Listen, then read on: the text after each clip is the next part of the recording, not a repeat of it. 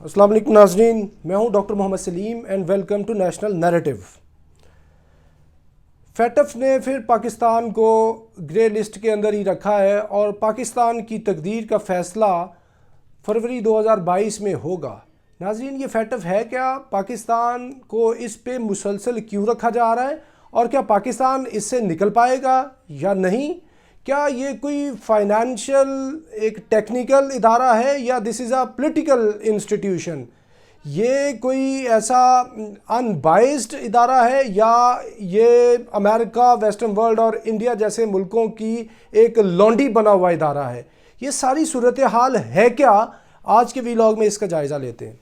नाज़रीन, सबसे पहले तो आपको बता दूं फैटफ है क्या। FATF stands for financial action task force और ये इदारा कायम किया गया था 1989 के अंदर और ये G7 कंट्रीज़ हैं, दुनिया के जो सबसे अमीर मुल्क हैं, उनकी रिकमेंडेशन के ऊपर ये इदारा कायम किया गया था और इसकी नुमाइंदगी करते हैं कुछ दुनिया के 39 ममालिक। और इस इदारे के जो अंदर हैं वो 3 तरह की टीयर्स रखी गई हैं और इसका बुनियादी काम जो है वो रोकना है टेरर फाइनेंसिंग को और मनी लॉन्ड्रिंग को, कि दुनिया के जो मुल्क हैं वो ना ही दहशत गर्दों की माली मुआवनत करें और ना ही वो मनी लॉन्ड्रिंग करें। ये बुनियादी इसका काम है और इस सिलसिले में इन्होंने 3 लिस्टें बनाई हुई हैं। सबसे पहली लिस्ट है वाइट लिस्ट। ये वाइट लिस्ट के अंदर दुनिया के वो ममालिक आते हैं जो किसी किस्म की ना टेरर फाइनेंसिंग के अंदर इन्वॉल्व है, ना ही वो मनी लॉन्ड्रिंग के अंदर इन्वॉल्व है। दूसरी लिस्ट है ग्रे लिस्ट। ग्रे लिस्ट के अंदर टेम्परेरीली कुछ मुल्कों को शामिल किया जाता है कि जो कि टेरर फाइनेंसिंग और मनी लॉन्ड्रिंग के अंदर इन्वॉल्व होते हैं। तो जब वो अपने आप को इस सिचुएशन से निकाल लेते हैं तो उनका नाम इस ग्रे लिस्ट से निकाल दिया जाता है। और इसके अलावा ब्लैक लिस्ट है। ब्लैक लिस्ट के अंदर वो ममालिक हैं कि जो बिल्कुल जिनके ऊपर एक स्टैंप लग जाती है और जिनकी कंफर्मेशन हो जाती है कि ये मुल्क जो है वो टेरर फाइनेंसिंग और मनी लॉन्ड्रिंग के अंदर इन्वॉल्व है। तो वो third category is called black list, जिसके अंदर कोई वेनेजुएला या नॉर्थ कोरिया, ईरान, इन जैसे ममालिक को रखा जाता है। तो अभी मामला ये है कि ये जो इदारा है, क्या ये वाकई बड़ा फेयर और अनबाइस्ड इदारा है? क्या ये मुल्कों के लिए जो फाइनेंशियल ईज़ है वो पैदा करता है? Not at all. ये सिर्फ एक पॉलिटिकल अथॉर्डा है। ये this is a political hammer जो लगाया जाता है उन मुल्कों के सरों के ऊपर जिनसे आपने अपनी मर्जी का काम लेना होता है। और पहले मैं आपको ये बात बता दूं कि पाकिस्तान को इन्होंने टेरर ये जो ग्रे लिस्ट है इसके अंदर रखा था जून 2018 के अंदर। और पाकिस्तान के ऊपर इन्होंने कोई 27 पाकिस्तान के ऊपर इन्होंने कंडीशंस रखी कि ये अगर पूरी आप कर देते हैं तो फिर हम आपको इसके अंदर से निकाल लेंगे, ग्रे लिस्ट से वाइट पे ले जाएंगे। पाकिस्तान ने वो जो 27 जो शराइत थी तो उनमें से 26 को पूरा कर लिया। अभी आइडियल सूरत हाल तो दुनिया के किसी मुल्क में नहीं हो सकती। 27 में से अब 26 जो नक्स हैं उन नकाइस को आप दूर कर लें, शराइत को पूरा कर दें, तो फिर कोई जवाज़ बनता है कि पाकिस्तान को आप इस पे रखें? बिल्कुल नहीं बनता, लेकिन पाकिस्तान को इन्होंने रखा हुआ। और इसके बाद फिर इन्होंने ये कहा कि अब जो इसका जो प्रेसिडेंट है मार्कस प्लेयर, वो ये कहता है कि हमने जो 34 पॉइंट्स दिए थे पाकिस्तान में से, पाकिस्तान ने उसमें से 30 के ऊपर अमल किया है, रिमेनिंग जो 4 है उसके ऊपर भी पाकिस्तान अमल करेगा। और वो ये कह रहे हैं कि पाकिस्तान का ये जो सारा इसके ऊपर प्रोग्रेस है वो बड़ी ही वो अच्छी है, ज़बरदस्त है। और उसके लिए उन्होंने अपना वर्ड यूज़ किया है गुड प्रोग्रेस ओवरऑल। पाकिस्तान के लिए वो बात कर रहे हैं कि पाकिस्तान अच्छे इक़दाम कर रहा है। तो इन्होंने इसके अलावा पाकिस्तान के ऊपर कुछ और शराइत रखी थी कि पाकिस्तान को चाहिए कि इसने जितनी और मज़ीद एहतियातें की हैं इनके अलावा ये एहतियात भी करे।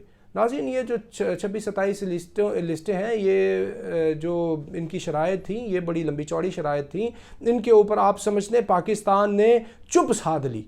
پاکستان نے اپنے کتنے صحیح لوگوں کے ساتھ برا سلوک بھی کیا، اپنی انٹرنل جو ایک اپوزیشن تھی اس کو بھی پاکستان نے بیئر کیا، مقتدر اداروں نے اور حکومت پاکستان نے، لیکن یہ ابھی تک مانے نہیں ہیں۔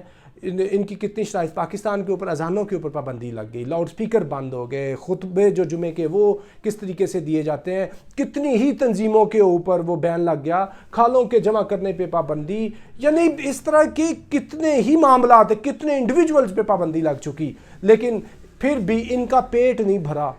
اور انہوں نے ابھی پھر جو ان کی پرانی وہ تھی ریکوائرمنٹس، ان کو دوبارہ انہوں نے رینیو کرتے ہوئے کہا ہے کہ ہماری مزید 8 جو ہیں وہ ریکوائرمنٹس ہیں، شرائط ہیں، ان پہ بھی پاکستان کو عمل کرنا چاہیے۔ وہ 8 شرائط ہیں کیا؟ ان میں سب سے پہلی یہ ہے کہ پاکستان جو ہے وہ پابندی لگائے لشکر طیبہ کے اوپر، اس کے ساتھ جماعت الدعوہ پہ بھی پابندی لگائے، اور اس کے علاوہ پاکستان داعش پہ بھی پابندی لگائے، القاعدہ پہ بھی پابندی لگائے، افغانی طالبان پہ بھی لگائے، فلاح انسانیت فاؤنڈیشن پہ بھی لگائے، حقانی نیٹ ورک پہ بھی لگائے۔ اگر پاکستان یہ کام کر لیتا ہے تو پھر پاکستان کو ہم گرے سے وائٹ پہ لے جائیں گے۔ تو معاملہ یہ ہے کہ پاکستان تو بات نہیں کرتا افغان طالبان سے فار ایگزامپل اور حقانی نیٹ ورک سے، تو آپ کیوں بات کر رہے ہیں؟ پوری دنیا افغان طالبان سے بات کر رہی ہے۔ ابھی کسی کو کوئی شک ہے کہ افغان طالبان نوشتہ دیوار نہیں ہے؟ پوری دنیا کو پتہ چل گیا ہے کہ طالبان کی جو عنان اقتدار ہے وہ اس کی بھاگ دوڑ جو ہے وہ افغانی طالبان نے سنبھال لی ہے، اور پوری دنیا، امریکہ، انڈیا، یورپی یونین، آسٹریلیا، رشیا، چائنا، ہر کوئی افغانی طالبان سے بات کر رہا ہے۔ تو یہ کیا دو عملی ہے؟ پاکستان بات نہ کرے باقی سارے کریں۔ دوسری آپ نے حقانی نیٹ ورک کی بات کی ہے، حقانی نیٹ ورک بھی ابھی افغانی طالبان کی گورنمنٹ کا حصہ ہے، وہ ابھی they are sitting in the power echelons, Anas Haqqani اور دوسرے سارے لوگ، وہ سراج حقانی سارے ادھر بیٹھے ہوئے ہیں، وہ ابھی they are the present and they are future of Afghanistan. آپ ان کے اوپر بات کر رہے ہیں، آپ ایک سائڈ پہ آپ ان سے مذاکرات کر رہے ہیں، بات چیت کر رہے ہیں، آپ ان کو مان رہے ہیں کہ وہی ڈیفیکٹو افغانستان کے رولرز ہیں، دوسری سائڈ پہ آپ پاکستان کو منع کر رہے ہیں۔ اور اس کے علاوہ آپ کہہ رہے ہیں کہ پاکستان جو ہے داعش کے اوپر پابندی لگائے، تو یہ آلریڈی پابندی ہے، کون سا بندہ داعش کا ہے جو پاکستان نے اس کے اوپر عمل نہیں کیا؟ اور اس کے علاوہ ہندوستان یہ بتائے کہ یہ اس نے داعش کے خلاف کیا کام کیا ہے؟ ہندوستان کے اندر جو القاعدہ سب کانٹیننٹ وہ موجود ہے، القاعدہ سب کانٹیننٹ کا ہیڈ کوارٹر ہے ہندوستان کے اندر، اور داعش کے کتنے ایلیمنٹس ہیں، اور یہ داعش اور القاعدہ کے اندر، اس کے اندر U P, Kerala, south of India, اور یہ جتنے یہ جو 7 سسٹر سٹیٹس ہیں، اور اس کے علاوہ کچھ اور ایلیمنٹس ہیں، کتنے ہی زیادہ لوگ ہیں کہ جو داعش کا حصہ بن رہے ہیں، اور پورے کا پورا ان کا آرگنائزیشنل ادھر سیٹ اپ ہے، انفراسٹرکچر ہے ان کا داعش والوں کا انڈیا کے اندر۔ ان کے لیے آپ نے کیا کیا ہے؟ اور یہ بات کرنی، آبجیکٹو بنیادی فیٹف کا یہ ہے کہ اس نے ٹیرر فائنینسنگ روکنی ہے، منی لانڈرنگ روکنی ہے۔ کتنے انڈینز ہیں جن کی سیف ہیون ہے لنڈن، کہ جس کے اندر ہنڈرڈز آف انڈینز کے بلینز آف ڈالرز پڑے ہوئے ہیں، صرف ایک انڈین کو ادھر واپس کیا گیا ہے، اس کی ایکسٹورشن ہوئی ہے، باقی کسی کو بھی دوبارہ ادھر نہیں بھیجا گیا۔ تو کتنی زیادہ منی لانڈرنگ وہ ہوتی ہے انڈیا سے ادھر۔ آپ انڈیا کو تو یہ ٹف ٹائم نہیں دیتے، اور نہ ہی انڈیا کی یہ ٹیرر فائنینس کے اوپر بات کرتے ہیں۔ میں تو کہتا ہوں ٹیرر فائنینس کے علاوہ اس سے اوپر آپ ایک قدم چلے جائیں ہندوستان کے لیے، وہ ٹیرر فائنینس کے علاوہ وہ سیدھی ٹیرر بھی ایکسپورٹ کرتا ہے، اور ایکسپورٹ آف انڈین ٹیررزم، اس کے اوپر ہم تفصیلاً بات کر چکے ہیں کہ دنیا کے کتنے خطوں میں، کتنے ممالک میں ہندوستان یہ ایکسپورٹ کرتا ہے، اور آپ ادھر تو کوئی سوال نہیں اٹھاتے یہ فیٹف والے۔ اور ہندوستان بباغے دوہل وتھ ریپوٹیشن یہ بات کر چکا ہے کہ ہم جو ہے پاکستان کو گرے لسٹ سے نہیں نکلوائیں گے، اور یہ گرے لسٹ جو ہے فیٹف کی، یہ بیسیکلی پاکستان کو ٹائٹ کرنے کا ایک انسٹرومنٹ ہے۔ اور امریکہ اور یہ سارے جو یورپی ملک ہیں، فرانس کے سمیت ہندوستان، یہ سارے کے سارے یہ اس کو فیٹف کو صرف پاکستان کو تنگ کرنے کے لیے، پاکستان کو ٹائٹ کرنے کے لیے کر رہے ہیں، اور اس سے پاکستان جو ہے اپنے ہی لوگوں کو کتنی اپنے لوگوں کو وہ تنگ کیا ہے۔ حافظ سعید اور یہ سارے لوگ، جماعت الدعوہ، لشکر طیبہ، یہ ساری تنظیمیں، ان کو ہم نے پروسکرائبڈ کر دیا، یہ کل عدم ہو چکی. جیش محمد بھی، کتنی تنظیمیں، ساری تنظیمات بند ہو چکی. لیکن ان کے اوپر آپ جتنا مرضی آپ یہ کام کرتے جائیں، ان کی تسلی تشفی نہیں ہونی. جب یہ 4 پوائنٹ پورے بھی کر دیے، پہلے 27 میں سے 26 کیے، ابھی 34 میں سے 30 کر دیے، پھر انہوں نے اور چیز بڑھا دینی ہے. انلیس کہ آپ پورے کا پورا پاکستان ان کو گروی رکھ دیں، یا اپنا ایٹم بام ان کو دے دیں، یا اپنے ملک کا ریموٹ کنٹرول ان کے پاس پکڑا دیں، پھر یہ سمجھیں گے کہ نو دس از گڈ، پھر آپ کو نکالیں گے. وہ نکلے تو کیا نکلے.